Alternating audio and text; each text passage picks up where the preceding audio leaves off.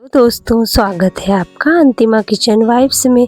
तो आज हम बनाएंगे साबूदाना की खिचड़ी, जो कि यह रेसिपी हमने खास नवरात्रि के लिए बनाकर तैयार की है, जो कि आप सर्दियों के बदलते मौसम में भी बनाकर खा सकते हैं। हरी भरी सब्जियों को डालकर बनाकर तैयार कर सकते हैं।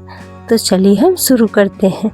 हमें कढ़ाई लेंगे, उसमें हम 2 बड़े चम्मच घी डालेंगे और घी को हल्का सा गरम करेंगे। अब हम इसमें डालेंगे आधी कटोरी मूंगफली और इसे भी हम अच्छे से भूनेंगे और हमें इसे धीमी धीमी आंच पे 2 से 3 मिनट तक भूनना है। और जबकि मूंगफली अच्छे से चिटकने ना लगे तब तक हमें इसे भूनते रहना है। मूंगफली डालने से साबूदाना की खिचड़ी का टेस्ट भी बहुत ही ज़्यादा अच्छा लगता है और मूंगफली को जितना ज़्यादा अच्छा भूनेंगे उतना ज़्यादा इसका स्वाद क्रंची क्रंची सा खिचड़ी में आएगा। इसलिए हम इसे अच्छे से फ्राई कर लेंगे। अब मूंगफली हल्की हल्की चिटकने लगी है तो लगभग पककर तैयार हो चुकी है। तो अब हम इसे एक प्लेट में निकाल कर रख लेंगे।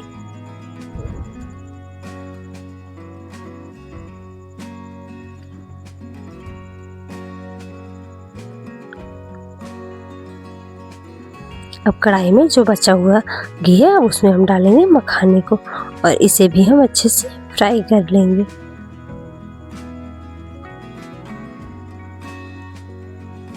इसे भी हमें 1 से 2 मिनट तक फ्राई करना है। उसके बाद इसे भी हम निकाल लेंगे।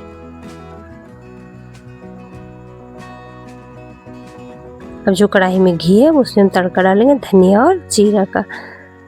अगर आप व्रत में धनिया नहीं खाते हैं तो आप धनिया नहीं डालें, आप सिर्फ जीरा ही डाल लें। हम इसमें डालेंगे हरी मिर्च। हमने 2 से 3 हरी मिर्च काट कर रखी थी, हमने उसे डाला है। आप लाल मिर्च भी डाल सकते हैं अगर आपको ज़्यादा तीखा पसंद है तो। वैसे हमने हरी मिर्च ही डाली है। अब हम इसे अच्छे से पकाएंगे।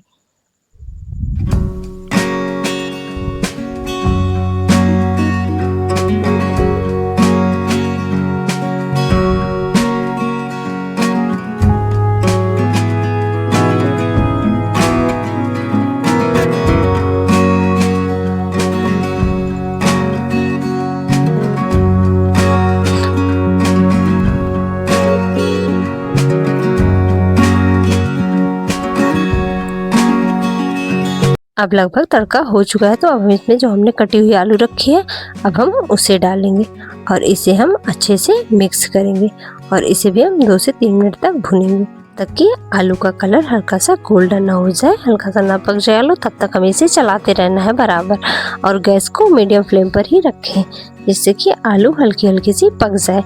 अगर आप पकी आलू डाल रहे हैं तो आप तुरंत भी साबूदाना डाल सकते हैं, लेकिन हमने कच्ची आलू डाली है तो इसलिए हम जो है इसे थोड़ी देर तक पकाएंगे। तो लगभग आलू हो चुके हैं तो अब हम इसमें डालेंगे जो हमने साबूदाना भिगा कर रखा था उसे हम डालेंगे और इसे भी हम अच्छे से मिक्स करेंगे। जो है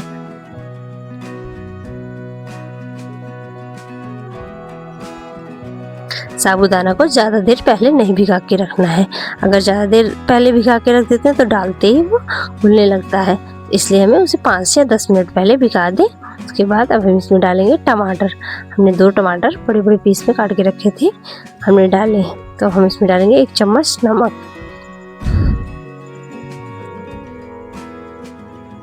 और इसे भी अच्छे से हम मिक्स कर देंगे।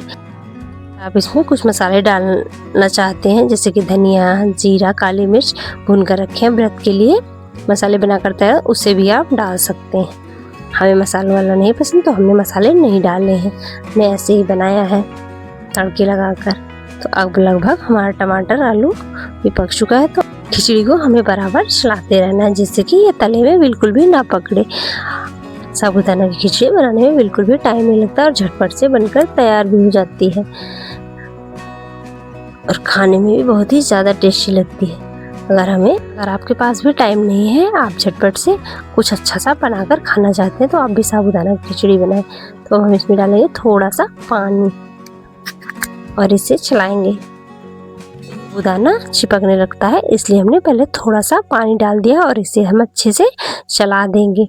जब ये एक दूसरे में नहीं चिपकेगा तभी हम इसके बाद ही हम इसमें और पानी डालेंगे।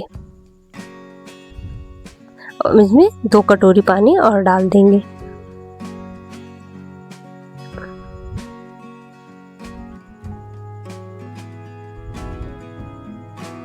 अब हमने पानी डाल दिया और इसे हम अच्छे से मिक्स करके 2 से 3 मिनट तक ढककर जो है पकाएंगे। अब लगभग पक चुका है तो हम इसमें डालेंगे थोड़ी सी जो हमने मूंगफली फ्राई करके रखी है उसे डालेंगे।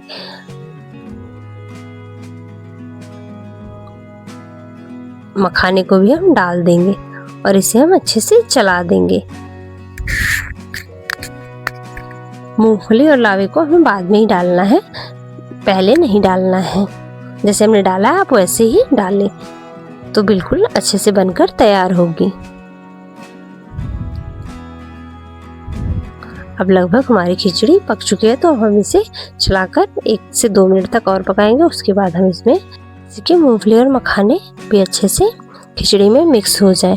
तो अब लगभग पक चुका है तो अब हम इसमें जो है हरी धनिया डालेंगे और गैस को हम बंद कर देंगे। अब लगभग हमारी खिचड़ी बनकर तैयार हो चुकी है तो अब हम इसे से निकाल कर रख लेंगे।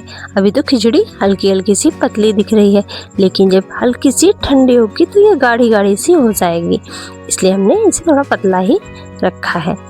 क्योंकि हमें पतली खिचड़ी पसंद है इसलिए हमने थोड़ा पतला रखा है। अगर आप गाढ़ी रखेंगे तो वो ठंडी होने के बाद एकदम से गाढ़ी गाढ़ी सी हो जाती है, फिर उतनी टेस्टी नहीं लगती है। अब हमारी खिचड़ी बनकर तैयार हो गई है, जो कि हमने व्रत की थाली भी तैयार कर ली है। अगर आप भी व्रत में झटपट से कोई अच्छा सा खाना चाहते हैं तो आप भी झटपट से खिचड़ी बनाकर तैयार कर सकते हैं, जो कि खाने में बहुत ही ज़्यादा टेस्टी होती है और बनाने में भी बिल्कुल टाइम नहीं लगता, झटपट से बनकर तैयार हो जाती है, खाने में भी बहुत ही ज़्यादा टेस्टी होती है।